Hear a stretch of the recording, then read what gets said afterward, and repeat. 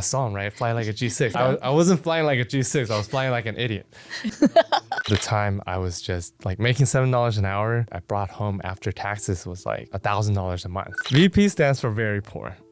When you're AVP, it's also very poor. When you work that hard and you become an SVP, you're still very poor. What I learned is that A, I have no discipline. B, I am not smart. C, there's no strategy. I spend what I earn. When I start working when I was 18, it was in 2008, like one of the worst recessions. I remember finding my first job. I went to 17 different job interviews, all got declined. I just remember this quote, like, always fear regret. So managing my fear was the biggest thing, but I can't live with regret. Do you think anyone can be an investor or should be an investor? Yes, I think everyone is an investor. If becoming wealthy requires being smart, lucky, or early, William would still be broke. He's telling himself he's not that smart. He graduated straight into the 2008 financial crisis, got rejected 17 out of 18 times, ended up making $7 an hour as a bank teller, barely surviving month to month. That's the part most people would quit at. But here's where this story changes. While everyone else was asking,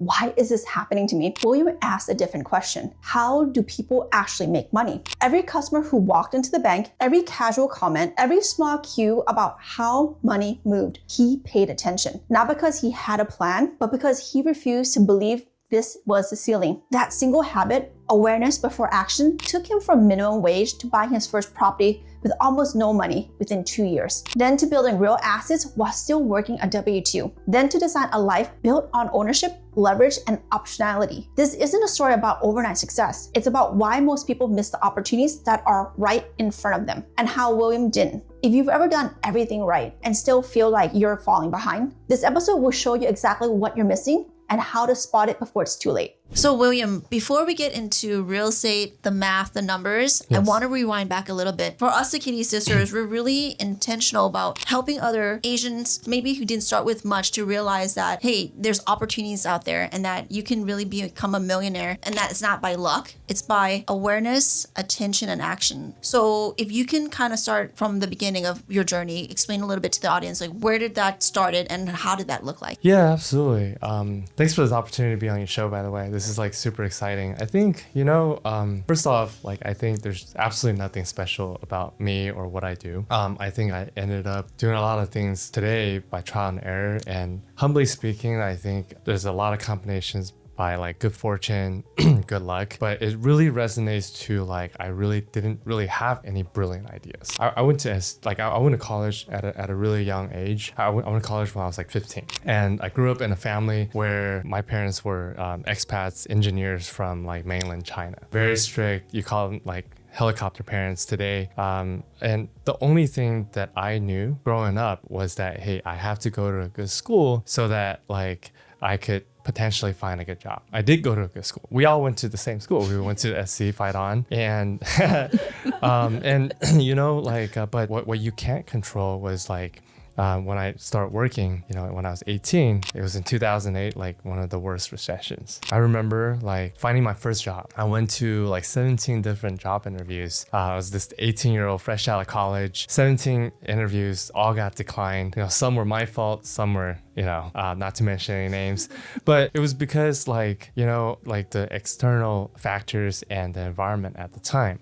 But on the 18th job interview, I got accepted making like $7 an hour, at a teller job, fresh out of college. And I don't think like that's something that USC wants to market and pride themselves for. But one thing that I remember so significantly, right, was that I was 18 years old, fresh out of college. I had no idea what I want to do in life. But every single customer that I helped as a teller that came into those doors, they were a lot more established in life than I was. Whether they're a business owner, whether they're like a high earning professional, they drove nice cars. I remember at the time I was just like making $7 an hour. I think I brought home after taxes was like $1,000 a month. And then, back then rent was like relatively cheaper compared to today. I mean, at the time it was still like, I remember a 1-bedroom apartment at Monterey Park was like $850 a month. It was like one of the worst conditions, I remember.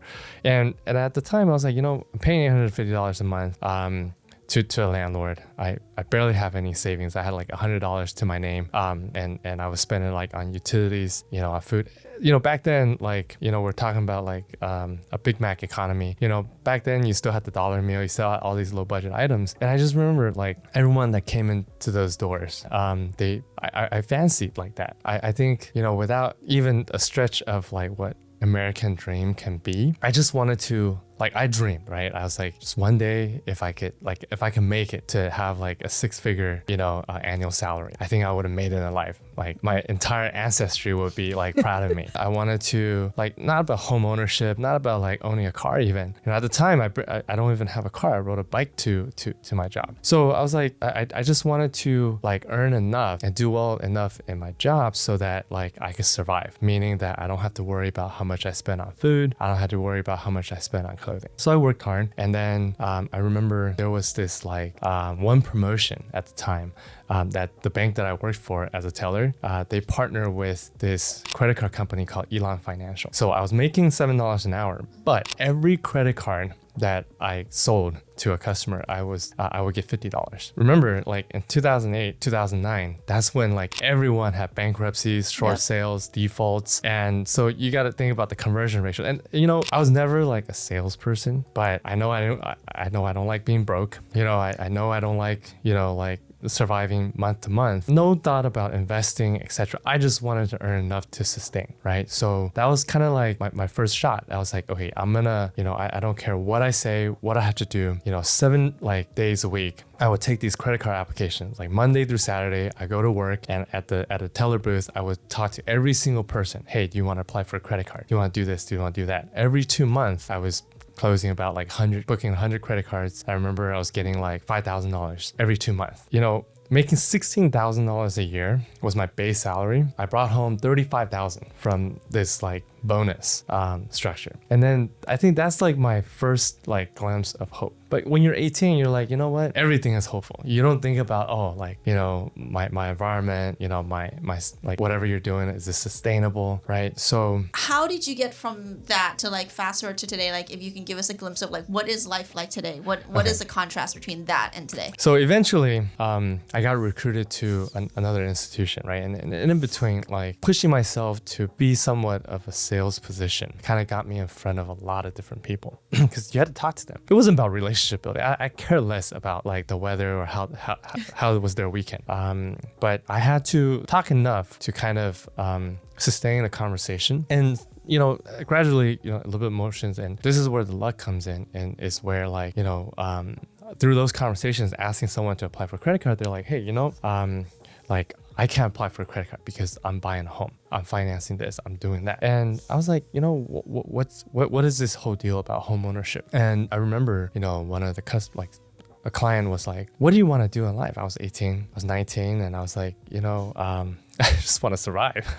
I just want to pay my rent on time. I just want like find a girlfriend that want to be with me. But usually they don't want to like date a broke guy. And I was like, I want to, like go eat like nice food, good restaurant. Back then, Cheesecake Factory was like top notch. That was like the top of the spiel. Like JJ Cafe costs like $6 a meal. Nowadays it's like $20 and we don't even eat there no more. Yeah. Like I remember the customer was like, if you have nothing better to do in your life, or if nothing, like you don't have any specific goals, right now is a really good time to buy. You see a lot of homes go on short sale, auction, a lot of like defaults. Right now, I was like, but what area? Where? And I was nervous because this is my first home. I was shopping, talking to a lot of different realtors, and everyone was like, can you afford this? Can you afford that?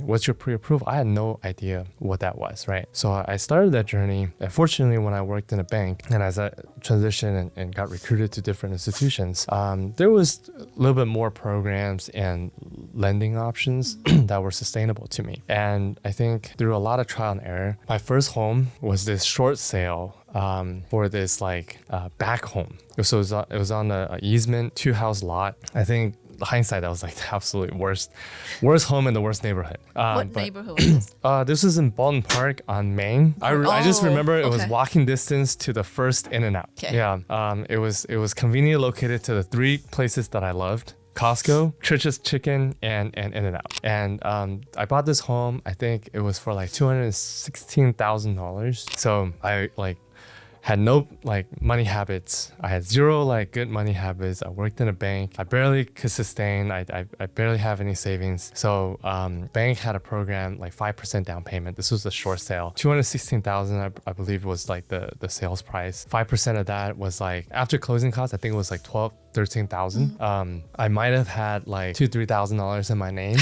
And then I remember, and you know, I hope nobody does this. I'm not promoting this method, and I've never done this again. But you know, on the day of closing, like I barely have enough cash, and I did a cash advance on one of my credit cards. And then to have enough cash to close, like I barely made it. And once I secured it, you know, that time I forgot what like you know, we went through like you know, like employee benefits, etc. That basically kind of bought my first home. I didn't have any money to renovate. I remember I didn't even have money to buy any furniture. So that home was a short sale. So what happened was that the ex-husband was a builder, and he built that home himself. So I don't think it was the most ideal design per se. Choice of paint, like I think my bedroom was like fully pink. Okay. And what happened was that the husband and wife split up. So the husband stopped paying for the mortgage, and then the wife did not want to move. Sold the house to me. I bought it at $216,000. So the wife was pissed off. She's like, you know, F this, F that. But I was like, hey, you know, if you don't like the furniture because your ex-husband picked it, can you give it to me? Because I can't afford it, you know? So, you know, I end up like inheriting all these like used furniture and used bed and all that stuff. But that was like kind of my first home. So what I noticed about you is that it's like what we believe in is having that awareness. When you met someone, your client, who kind of ignite that spark about, hey, you should be investing, you should be buying, you actually became aware of it, and then you start paying more attention, and then you start looking at like properties. And then what you did that most of the people don't do is actually take action. Even though you didn't have much, you actually like took whatever you have, you even advanced like the cash credit card, and then just went out and buy it, right? Yeah, I think that at the same time, you know, I was like 20 years old at the time. This was in 2010. And I remember, like, I think underneath of all, like for Asians, for Chinese, you know, to start, like, I think my family, like growing up, you know, through family influence, like home ownership is always the root cause and the root of a lot of like stability. Owning your home is like the first step of stability. It means that you can grow your roots. When you're renting, you know, like in some degree, you're shamed upon. Like every Lunar New Year, you go home, it's like no wife, no kid, you know, no like house. definitely no baby mama, you know, like and no home ownership. Like what is your purpose of like why are you alive? Why do you carry the family name? Yeah. You know, like this, like just, you know, Americans say like fast shame. That's not even fast shame. That's like you're being shamed for being alive, right? And yeah, like I think that's like one of the things that always embedded in me is like, man, I have so much to prove, you know, and like American dream or being successful is never the top priority for me. So curious, when you bought that first house, you didn't own a house yet, right? No, Monterey Park. That was like my first home. I lived there, and then it was to mitigate like my payments to my mortgage, my landlord, because I think that time they were slowly like gonna increase the rent, and then I think my mortgage payment at the time was like $1,300. But I remember very specifically this client was like, hey, you know, every month you're paying rent. It's This clients you need to give. Yeah, I honestly don't. I'm sorry, but I don't remember who you were. That person changed your life. Okay, so then It wasn't just one person. It was like, you know, they gave me that mentality like you're paying somebody's mortgage, and then it just stuck to me. Like, why am I paying someone's mortgage? And then the interest, so like I considered the interest write-off. I considered the tax write-off from property taxes. Like those are all contributions towards my decision of buying a home with my eyes closed. And I'll tell you a funny story. Like at the time, like $250,000 was my budget because I absolutely cannot afford anything else. Like, you know, I did do stuff like, you know, I could only afford $250,000, but I was looking at $500,000 homes, and then until I start getting like major shames from like, you know, realtors and such. But hindsight, like I say, you know, Baldwin Park, respectfully, anyone that lives in Baldwin Park, that's a beautiful city, and my friends who are city council members.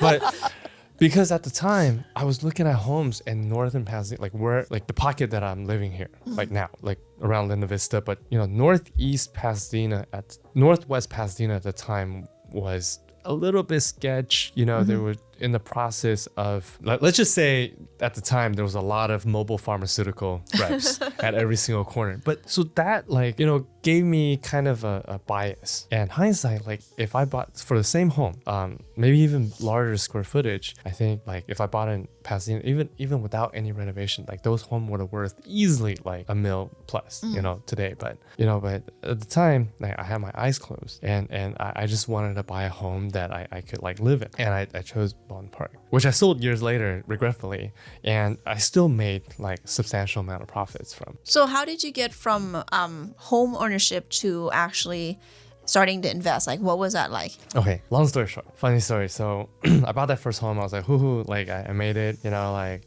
I was only 20 years old, like how, you know, That's etc. really rare. I bet you're really one of a few people who's 20 years old who can buy a home. Most of 20 years old still in college and or That's don't know true. what they want in life. You know, so yes or no. And I think like that was great accomplishment, and then very quickly became, I think, the most regretful. Like it just fueled my ego. Like I thought I was the shit. When I think this whole like mentality, like when you're working in a corporate environment and going to school, respectfully, nothing against like, I think everyone should go to school and get educated, but with a grain of salt, right? When you're in school, you get educated and constantly, you know, fueled to be the best employee. Like they teach you, Yes. pay whatever you pay nowadays, like 100, 200,000 for education, like To get a job.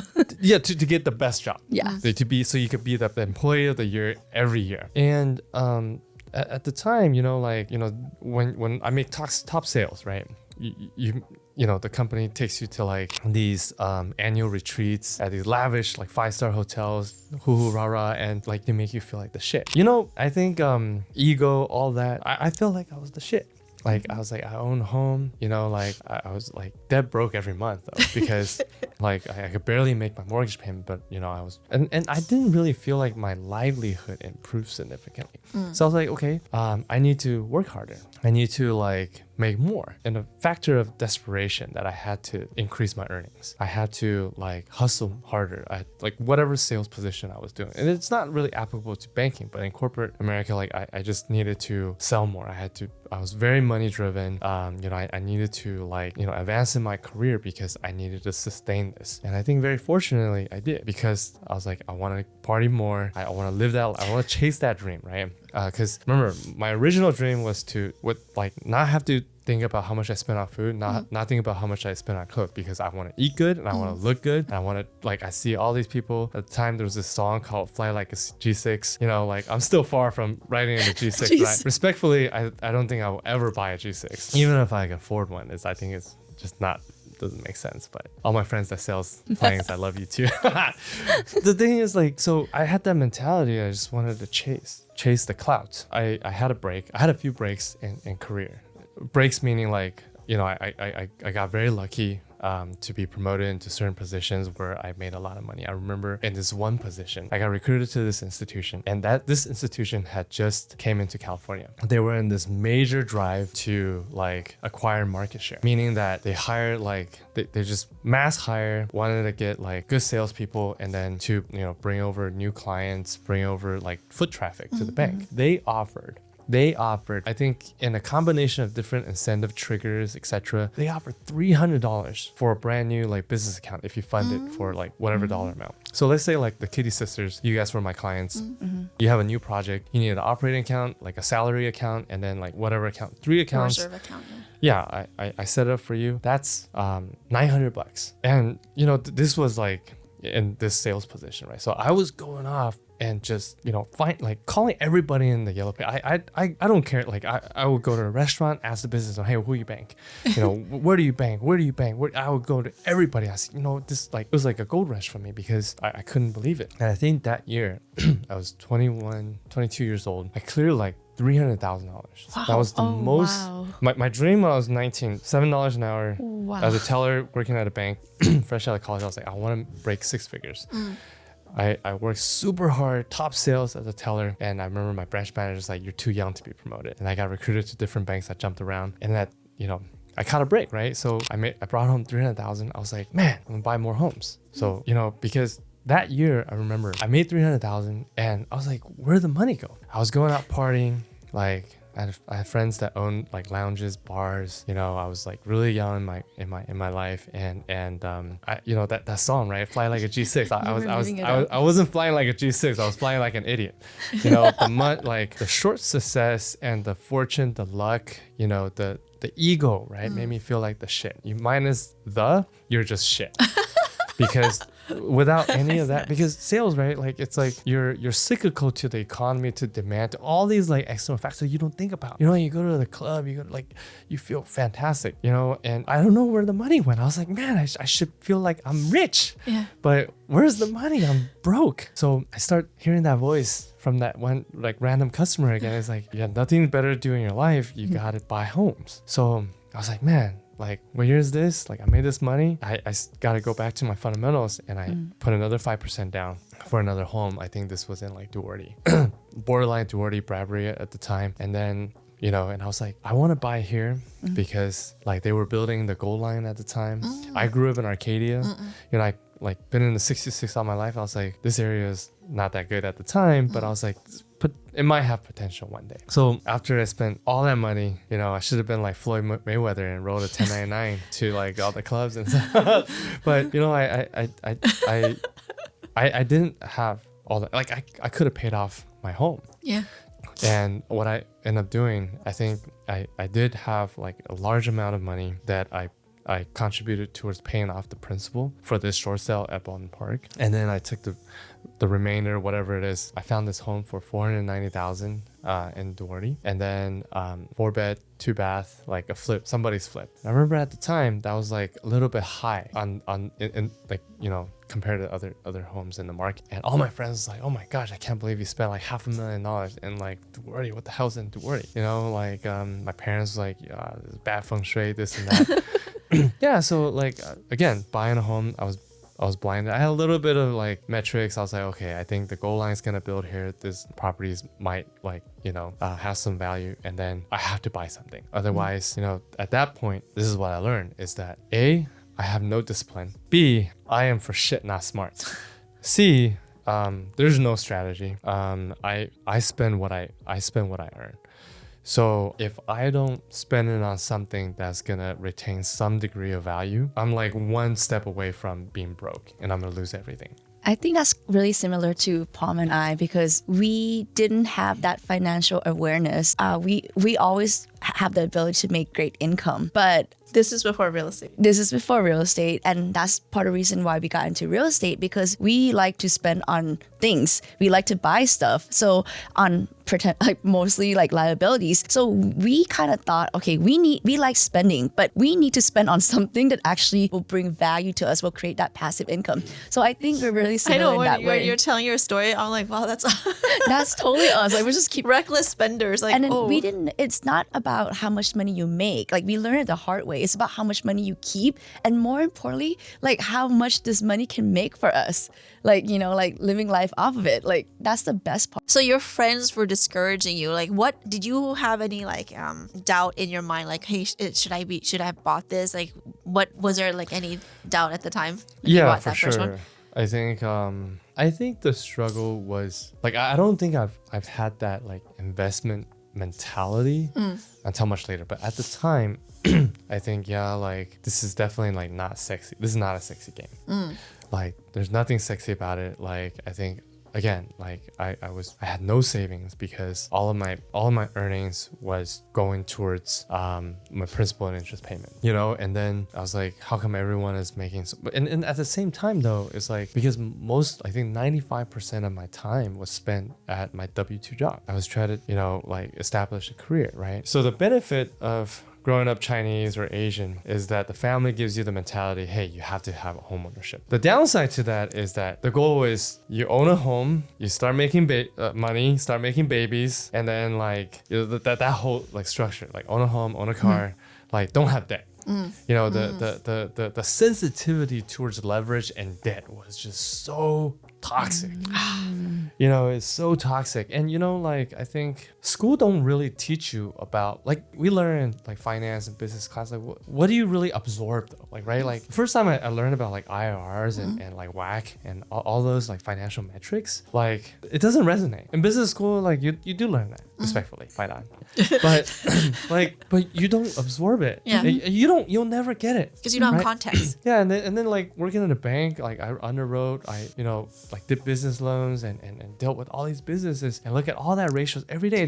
It won't click for you. And I think to a certain degree, the mentality is, you know, go to good school, own a home, make babies, start a family, work hard, head down, have a stable job, retire, pay off your home, and then like die.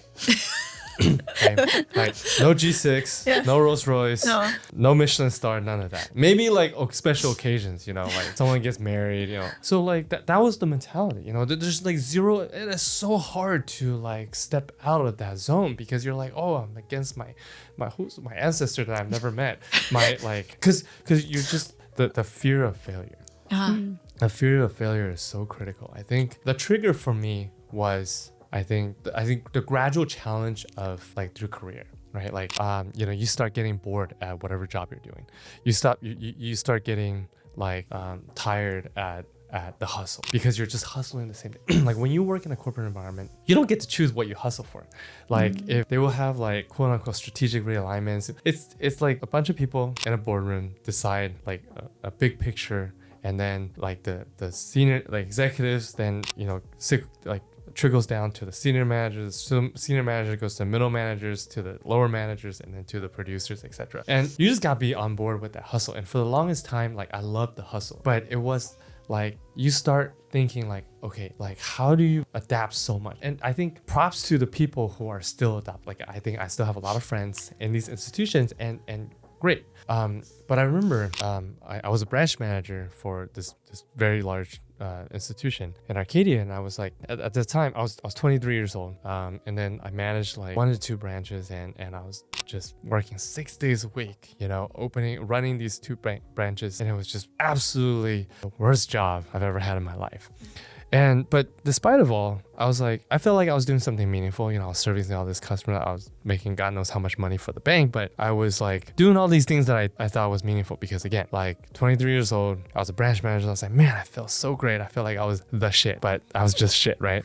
And like, I think one of the biggest hurdles I remember at the time was like, I needed to manage people. And why isn't everyone like gung-ho like me? Why isn't everyone like the moment they wake up, why do they have to think about their kids? Why do they have to think about their family? Why can't they think about how to make like our team more successful? Why aren't they selling as much as I am? Why aren't they like me, right? And then I realized like every single person who is not producing, who is not in the sales mentality, is that one point in their life they were hardworking and like hustle mentality. They were hungry, they were thirsty, they were everything, and then they grow out of it. And I saw that, and I was like, man, like because they've been doing the same job for like 30 years because of this, you know, this whole like social environment that you should work hard or just work and retire, and then the American dream, you know, and then like own a home, etc. I think that was my breakthrough. I was like, you know, the job dictates my earning, 100% of my earnings. That's how I could afford like to you know, that's how I get my loan approved. That's how I could afford like my mortgage. That's how I could afford, but I have zero excessive money. Like how does, you know, if I knew the Kitti Sisters, like how does the Kitti Sisters like fly in a G6? How does the Kitti Sister like, or anybody, any of my clients, like, you know, they have the same 24 hours in their lives. How do they live a significantly different life, right? Other than the fraudsters, because we get a lot of fraud in the banks, right? So I was like, I have to create a second stream of revenue. I have to think about how I'm gonna create a second stream of revenue. And then here's my second toxic, you know, like mentality. I was like, okay, I have a home. I think it was 1,600 square feet. My lot was like 7,000 square feet. I have an oversized garage that is absolutely useless. You know, I'm gonna have tenants. And then here goes another like stupid voice in my head. My parents like, oh, you want to live with tenants? You don't want that. They're gonna destroy your home. And I think like I was like financially strapped. I was like, you know, very rebellious. I was like, you know, F this. Like I don't care what you think. This is my home. I work so hard to pay for all this. I need a second stream of revenue because I don't want to be dictated by the economy. I don't want to be dictated by like how my boss, like the bonus that we received was like discretionary, right?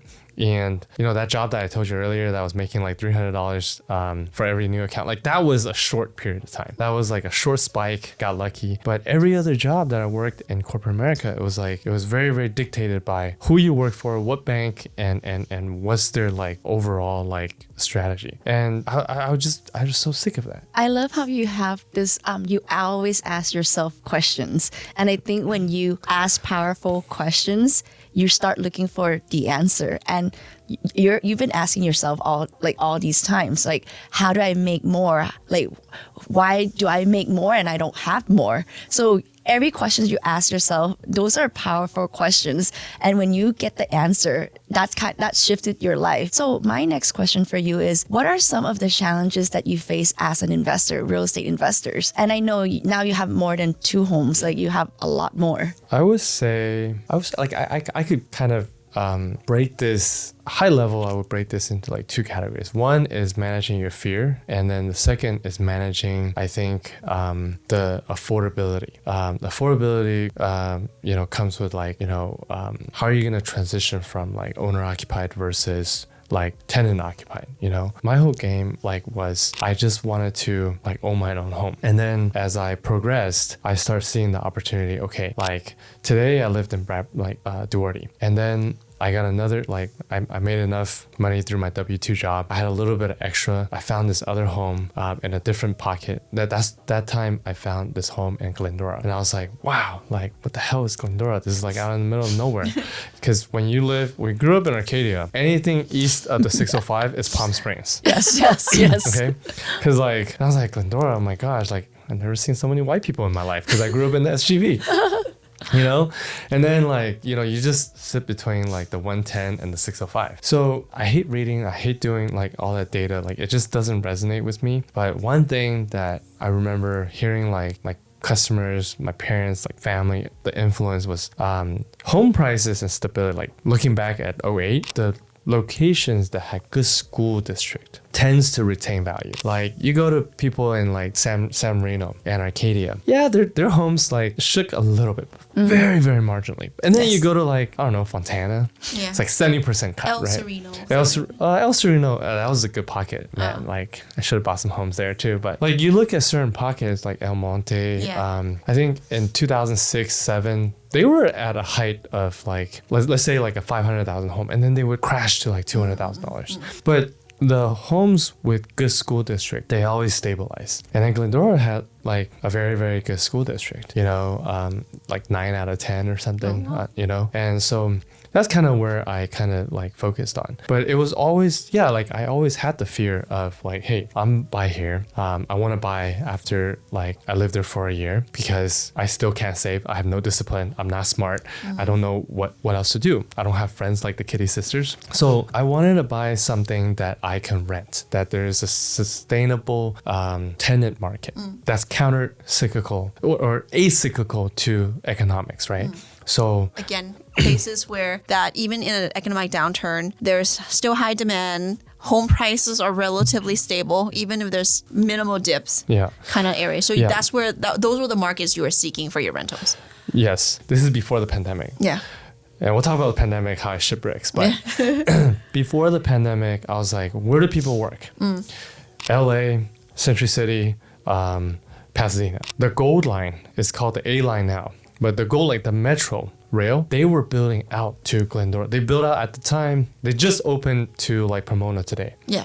Like this year. But prior to this, they went all the way out to Azusa Citrus. And then I was like, you know what? Like it would totally make sense. Like if you lived in Glendora and you were a financial advisor or like a finance bro in Pasadena, downtown, Century City, like this is your rail. You could beat the traffic, etc. So I was like, I definitely want to do Glendora. But that was always my biggest like concern was this market rentable? So I would find like Glendora areas with colleges, area that has decent school district, areas that was close to public transportation. And then you look at the foothill, anything north of the 210, there's nothing over these hills. These are like real mountains. The only thing is mountain fires. And that was a scary thing. But other than that, you know, I thought that calmed my nerves. I think I could find like decent tenants. And then, you know, managing fear is a big thing. But like I don't read books.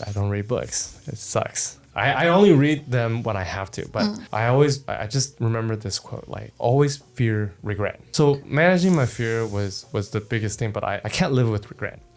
And to me, it's like I just have to be actionable because I really don't have other things that I want to like invest in. And everyone sits on the sideline, you know, a lot of people like that sits on the sideline. And to me, it's like if I'm not going to spend this money on something feasible and meaningful, then it's just going to go to something stupid. You're going to spend it anyway. Yeah. Do you think anyone can be an investor or should be an investor? Yes, I think everyone is an investor. Everyone's an investor. If you decide to go to school, you're an investor because you invest in yourself. You're paying that tuition, whatever school you go to, okay, respectfully. And you know that's a conscious decision that you invest in yourself. Is it a good investment? That's a different scale. But everyone's an investor. 5 years from now, what do you see your life? Like, how would your life be? What are you focusing on optimizing for the next 5 years? Is it an investment strategy? Is it something in yourself? What is it that you're looking to do? So I think for the longest time, I had this burning desire. You know, I think I forced myself to buy a home every single year to keep myself busy, to hedge against my future. As I grow through like my career and my life, being in finance for 18 years, thankfully that, you know, I've exited the W-2 like job. I forced myself to be in this like mentality that I have to have multiple stream of revenue. Buying a home every year means that it's a substantially amount of like pressure. But I go to sleep telling myself that pressure like is motivation, and that's what motivates me. But everyone gets motivated differently, and that's okay. I think I got very lucky in real estate, and I want to continue to like, you know, for 18 years, for all these homes that I've acquired, I mean, I learned from that. And from the experience that I have, like the real estate is always going to be at the center of something that I'm going to focus on and continue to have and develop like new streams of revenue. Today, you know, like I'm very fortunate to have my own practice as a fractional CFO, you know, still like working with a lot of like long-time commercial clients doing like commercial loans. I founded an amazing nonprofit that I call a family to, which is the Asian Real Estate Association of America. This is actually one of the factors on how I got so, I think, motivated, so to say, like in real estate. I remember when I came across this nonprofit, you know, ARIA. 10 years ago, like my involvement was just like teaching seminars because I needed to get more clients and do more sales and banking. And someone came up to me and was like, oh yeah, you know, this was a title rep, not mentioning her name, but she was like, yeah, you know, I got some investment properties and then like cap rate, this, that. I was like, what the hell is a cap rate? I was like, how do I not know this term? Like I call myself a finance. That's before my MBA. Okay. Yeah, so that triggered me. I was like, man, I knew I was not smart, but I didn't think I was stupid, you know? And I was like, what the hell is a cap rate? And then she's like, it's a capital return rate. I was like, capital return on what? Yeah, I was like, what does that mean? And then I started looking at like real estate differently. Cause like, then you start thinking, okay, hypothetically, you know, if like I, you know, live in a $500,000 home, like I pay myself $2,500, like that's my cap rate, you know? And then like, oh my gosh, like why is my cap rate so trash? How do I grow that cap rate? You know, those are the metrics that kind of triggered me and drove me to kind of explore more. Not to go off tangent, but to answer your question, I think, you know, I want to sustain the commitments that I have today. You know, I think at a very high level, I want to continue to do meaningful things. I want to, like, very thankful to be on your platform, but continue to work with all platforms that supports either the real estate or the AAPI real estate community to embrace like A, homeownership, B, like a real estate investment community, but also like create generational wealth. I think very fortunate to be a father, right? As we get older and as we grow, you just get more titles. I joke about this when I worked in corporate, right? We chase titles too. I remember when I was just like working hard and I was like, man, I want to get my AVP. And then when you get your AVP, you want to be a VP. You know what I learned when you get your VP? Everyone thinks VP stands for vice president. I mean, you throw a rock in banking, everyone's a VP. VP stands for very poor. When you're AVP, it's also very poor. When you work that hard and you become an SVP, you're still very poor. But like as we grow and as we get older in life, you get different titles. Yeah. I think, today I'm a father, I'm a son, I'm a husband. I think when my daughter was born 2 years ago, that's like one of my first time looking into getting life insurance. And like for the longest time, I was like, man, life insurance is a scam. Respectfully to all my friends that sells life insurance. But I was like, this is like, it's just these things, life events that kind of triggers you to like move forward on things. Very fortunate to find myself in real estate. 5 years, I think, is a long time. I want to work with you guys and work on like the projects that you guys are doing, but I think I will continue to do the projects that I do in real estate. My personal goal is to do a value add on every single home that I own now. And when the time is right, work on acquisitions and depends on my capacity, etc. I think, looking back, 17 years ago, when I had no homes, my goal was to buy a home every year. When I bought a home every year and I look back, my goal is to, I think for the next 17 years, I want to finish a value add on every single home, whether it's an ADU, whether it's a second ADU, a third ADU. If Thai was your first language, English is always our second language. But what I always say is we spoke money first. But let's be honest though, like how important is money? We love money. You have to be passionate to love money. But what we love more than money is the community, is being meaningful, right?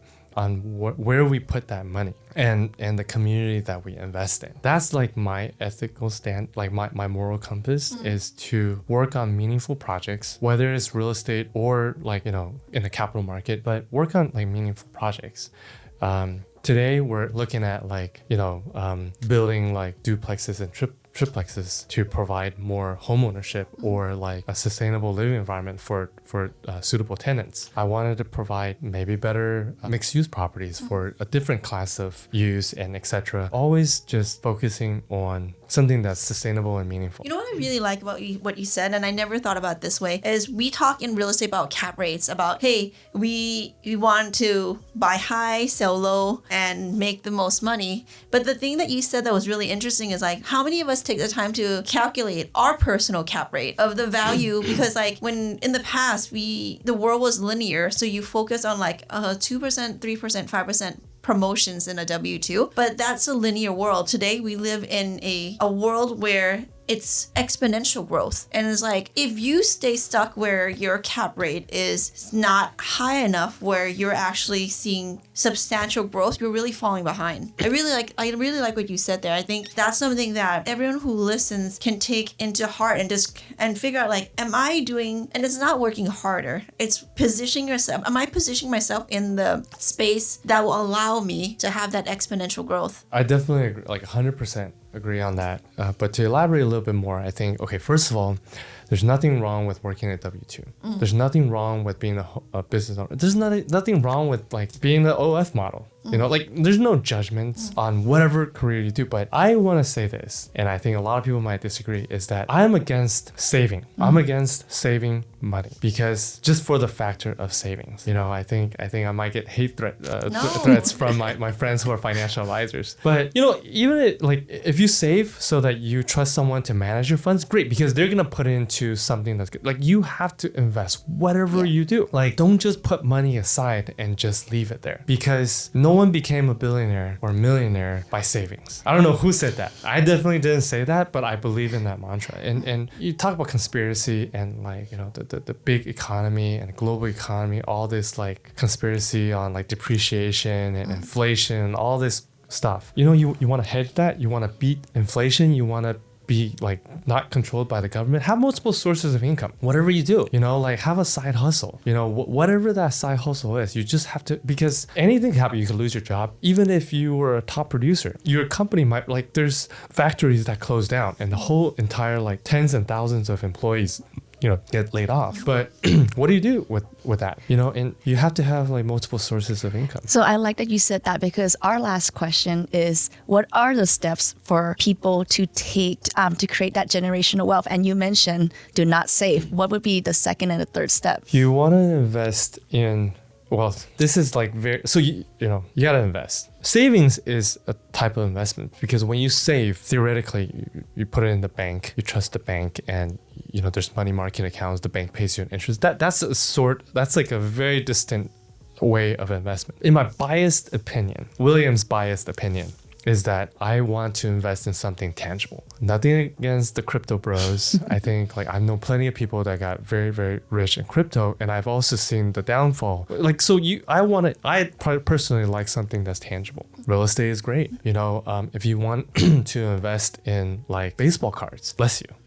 Like, Go ahead. Pokemon cards. Like, you want to invest in something that you are so passionate, right? Warren Buffett, you know, you go to like one of his like seminars, you know, for his shareholders in Omaha, and he will always say, like, I invest in like things that I am familiar with, like names that I've heard of, like Coca-Cola or whatever. I think invest in something that's tangible. And to create generational wealth is that there's, you know, you could look at Rockefeller. I think that's a very, very distant, right? And that's something that I personally want to like target towards, you know, creating like a fund for my family. And that contributes towards from hard work to intelligent strategy to a lot of different collaborations and every, like a lot of things have to go right. Like stars have to align, but it starts from somewhere. And the generational wealth, if you have accessibility to real estate, don't stop at one. Don't stop at one. Whether you want to, like, if you wanted to try my method to move into the next home and rent out your current home, or, you know, you can trust the Kitti Sisters and join your fund and invest with you guys, or whoever, right? You can't stop at one. You have to keep going. And you might not be,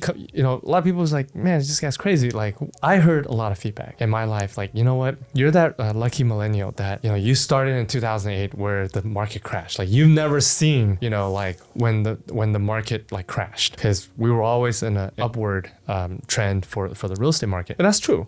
But real estate, there's never a bad time to buy real estate. It's just like you want to buy something that you can sustain, because the mortgage, like in the US, we're the only country in the universe that gives a 30-year fixed mortgage. There's rumors we might have a 50-year fixed, like, we're not going to go into political conversations, but today, this is the only country in the world you have a 30-year fixed mortgage. So take advantage of that. There's nowhere else. The only reason to that is because the strength of the US dollar, the strength of our economy, right? And I mean, people lose their homes because they can't afford the payment. So as long as you can afford the payment and you are disciplined enough and stubborn enough to not give up on that home, you know, like, don't stop. Like, you got to buy more real estate or buy more or whatever. Like, if you made money from one baseball card, buy another one.